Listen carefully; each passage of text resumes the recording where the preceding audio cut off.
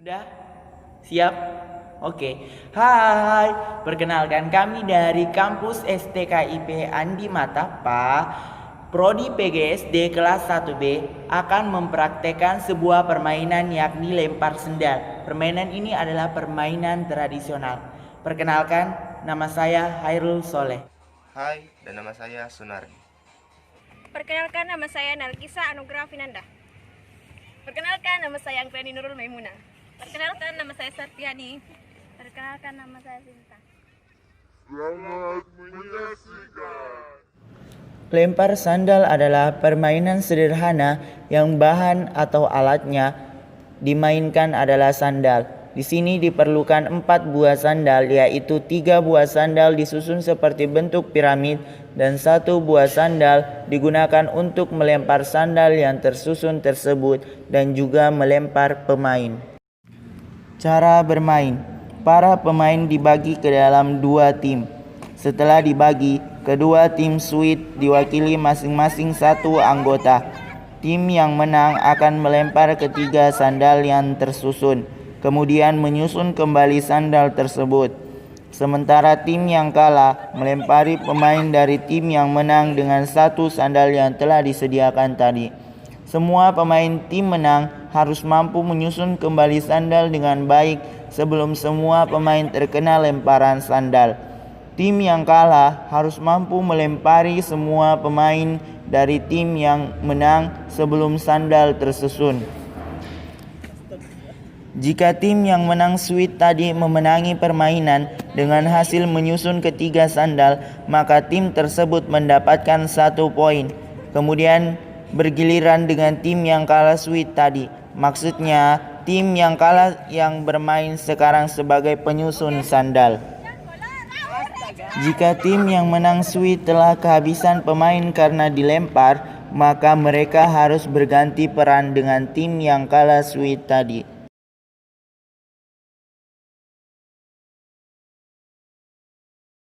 Untuk permainan lempar sendal dari kami sekian dan Terima kasih.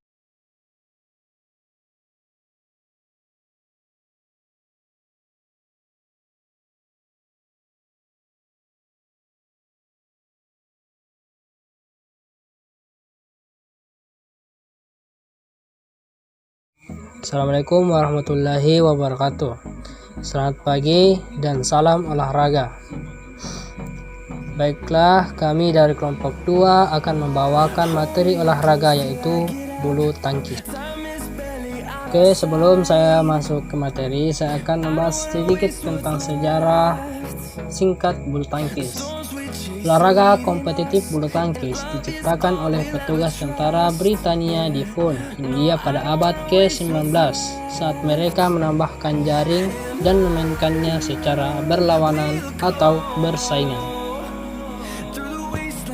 Adapun ukuran lapangan yaitu sebagai berikut. Panjang lapangan yaitu 13,40 meter. Lebar lapangan yaitu 6,10 meter. Jarak antara garis net sampai garis servis yaitu 1,98 meter. Jarak antara garis servis tengah dengan garis samping lapangan yaitu 2,59 meter. Adapun cara atau teknik dalam bermain bulu tangkis. Teknik pertama yaitu cara memegang raket atau grip. Teknik grip ini adalah teknik dasar permainan bulu tangkis. Teknik kedua yaitu servis. Di dalam bulu tangkis ada 2 yaitu servis panjang dan servis pendek. Servis panjang ialah pukulan servis yang dilakukan dengan cara memukul shuttlecock setinggi-tingginya sehingga melewati tubuh pemain lawan sehingga jatuhnya di belakang tubuh pemain lawan.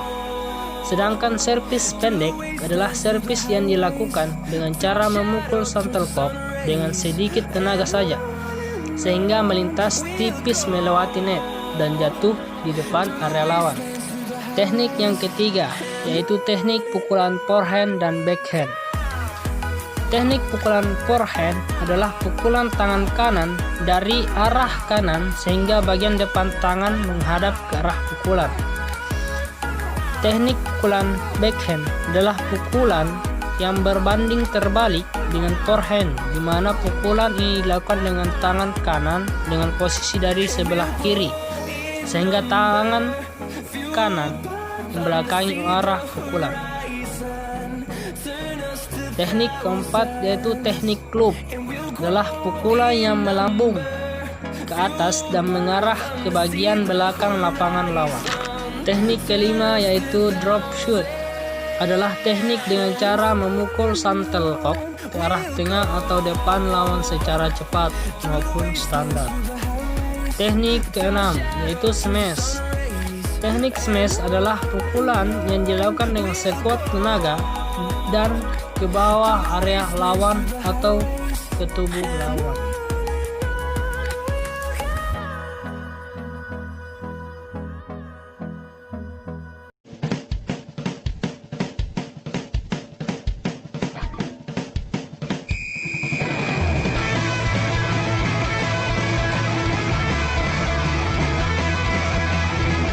Sepak bola adalah suatu permainan berregu yang dimainkan masing-masing.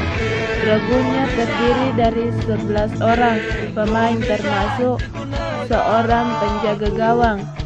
Sepak bola adalah permainan yang sangat populer karena permainan sepak bola sering dilakukan oleh anak-anak, orang dewasa maupun orang tua.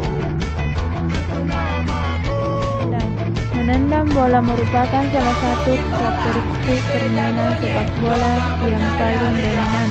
Tujuan utama menendang bola adalah untuk mengumpan dan menembak ke arah gawang. Caranya mengirim bola adalah menendang terputus-putus atau pelan. Oleh karenanya, bagian kaki yang dipergunakan dalam mengirim bola sama dengan bagian kaki yang dipergunakan untuk menendang bola. Mengirim bola bertujuan antara lain untuk mendekati jarak ke sasaran, melewati lawan, dan menghambat permainan. Di sini adalah pengukuran bola di mana para pemain melakukan pengukuran pada teman mereka.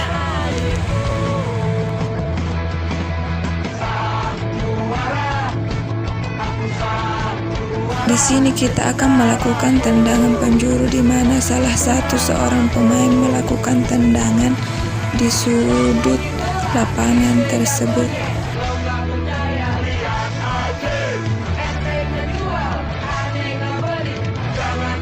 Baiklah, di sini kita akan melakukan tendangan penalti.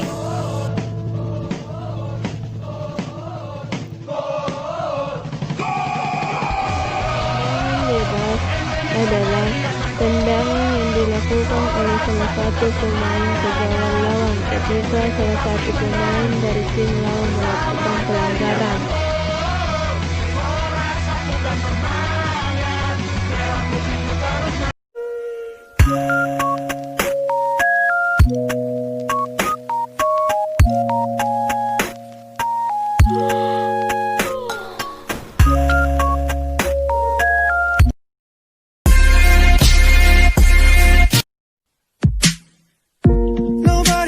See us together, but it don't matter, no.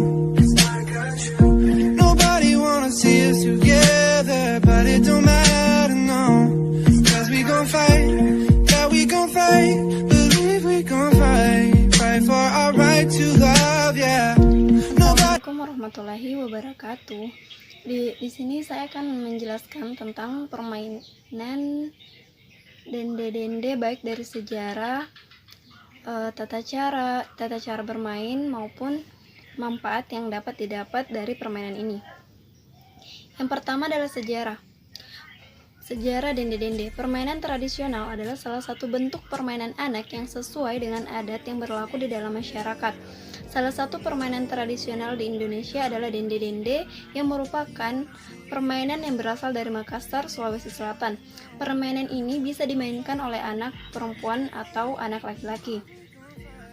Dende-dende artinya berjalan dengan satu kaki. Dende-dende ini juga populer di berbagai daerah di Indonesia dengan istilah dan nama yang berbeda, tapi cara dan tujuan permainannya yang hampir sama. Kedua, dende-dende jenis permainan apa? Jenis permainan ini merupakan permainan yang menggunakan alat, yaitu satu sebagai alat untuk dilempar ke dalam pola yang dituju. Batu yang digunakan berbentuk pipih agar tidak mudah melenceng dan bisa mendarat ke pola yang dituju. 2. Kapur, digunakan untuk menggambar pola permainan pada tanah dan lain-lain. Yang ketiga adalah cara bermain. Cara bermainnya sederhana, setiap anak melompat dengan satu kaki menjejak ke masing-masing kotak, mulai dari kotak pertama, dari kaki sampai kepala. Bidang yang tak boleh dijejak adalah bidang yang berisi gacok, baik gacok maupun lawan. Gacok di sini seperti batu ya.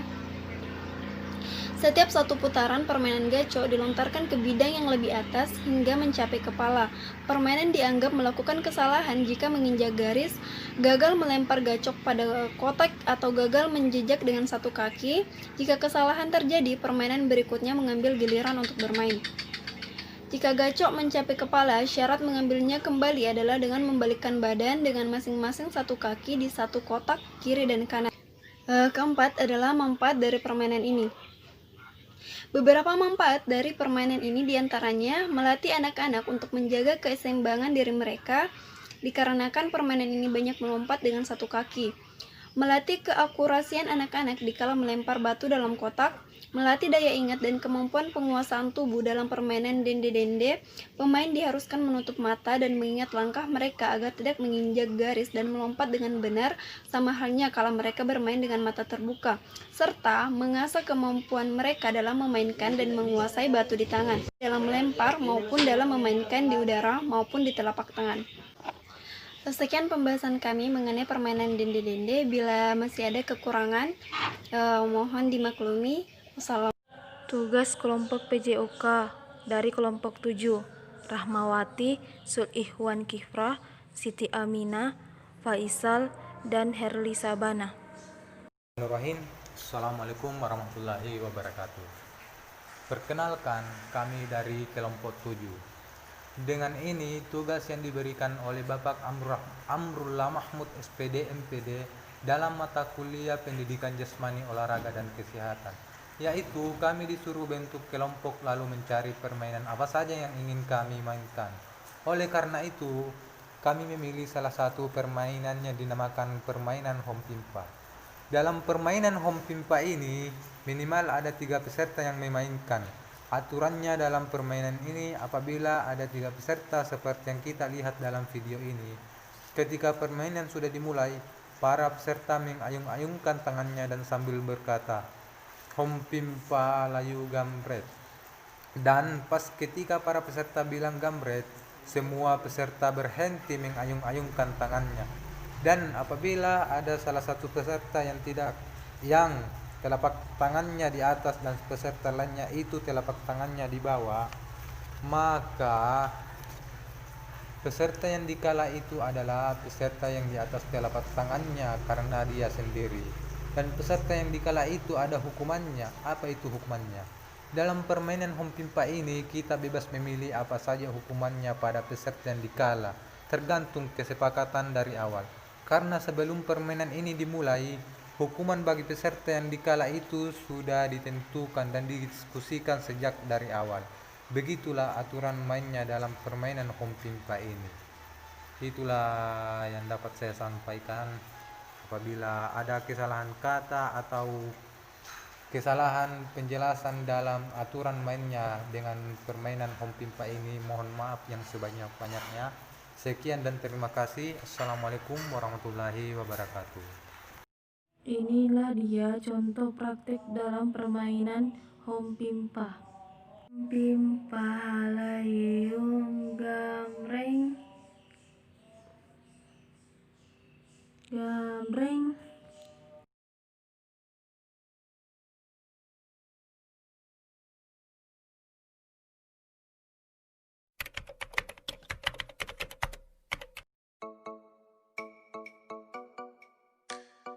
Bismillahirrahmanirrahim. Assalamualaikum warahmatullahi wabarakatuh. Perkenalkan, nama saya Pratiwi. Saya dari kelompok 9 mata kuliah PJOK dari kelas 1B. Terima kasih. Assalamualaikum warahmatullahi wabarakatuh. Perkenalkan, nama saya Rismawati, Prodi PGSD, kelas 1B. Hai, perkenalkan nama saya Nur Hamsi, Prodi PGSD, kelas 1B dari kelompok 9. Assalamualaikum warahmatullahi wabarakatuh. Perkenalkan nama saya Alia, Prodi PGSD kelas 1B. Assalamualaikum warahmatullahi wabarakatuh. Perkenalkan nama saya Nukaina dari kelas 1B, Prodi PGSD. Sekian dari saya. Wassalamualaikum warahmatullahi wabarakatuh. Lari estafet adalah salah satu lomba lari dari cabang atletik yang cara bermainnya dilakukan secara bergantian. Dalam sebuah regu, lari estafet terdiri dari 4 orang pelari pertama, kedua, ketiga, dan keempat. Nomor lari estafet yang sering dilombakan adalah nomor 4x100 meter dan nomor 4x400 meter.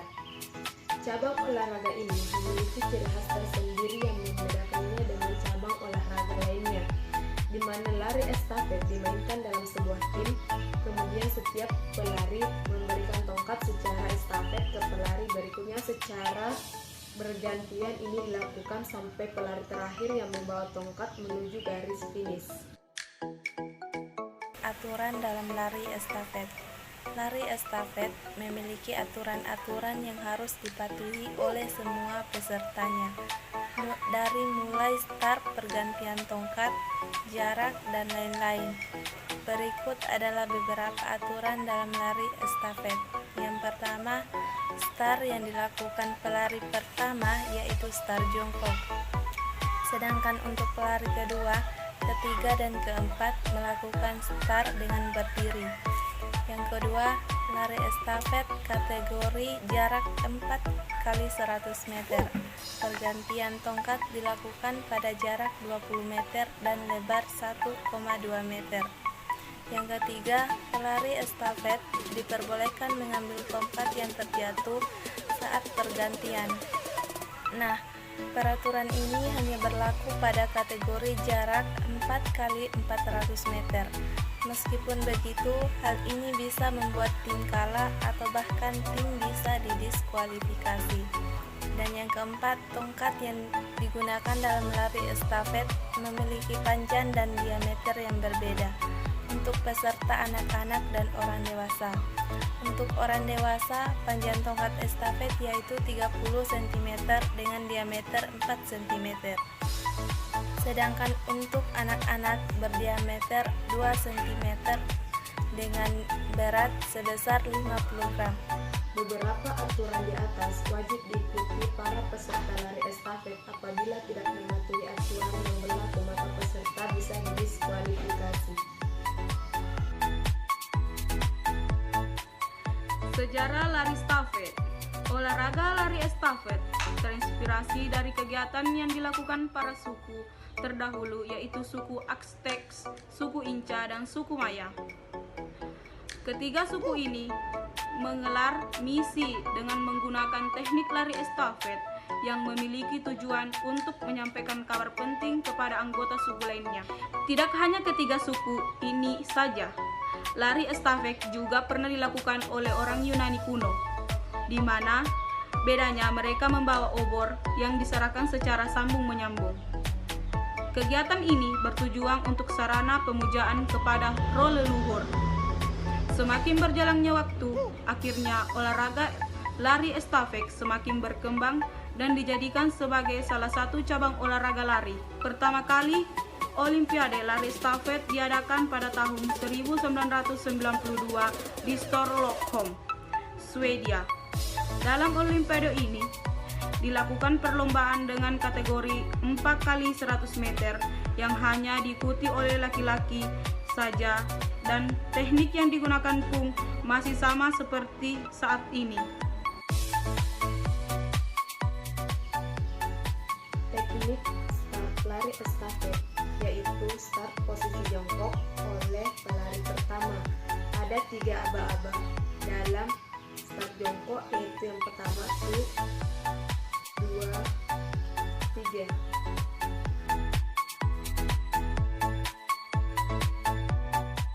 Teknik memberi dan menerima tongkat. Teknik memberi dan menerima tongkat ada dua cara, yaitu yang pertama down sweep. Penerima tongkat menggunakan telapak tangan yang menghadap ke bawah, kemudian pemberi meletakkan tongkat di telapak tangan sang penerima. Yang kedua yaitu up sweep, di mana penerima tongkat menggunakan telapak tangan yang menghadap ke atas, kemudian pemberi meletakkan tongkat di telapak tangan sang penerima.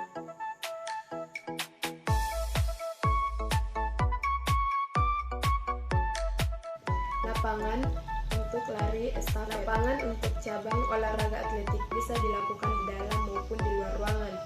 Tempat yang digunakan biasanya berupa lintasan trek atau lapangan field. Kriteria ukuran lapangan atletik: memiliki panjang lintasan di dalam ruangan atau indoor yaitu 200 meter dengan bentuk bulat seperti telur berjumlah 4-8 jalur.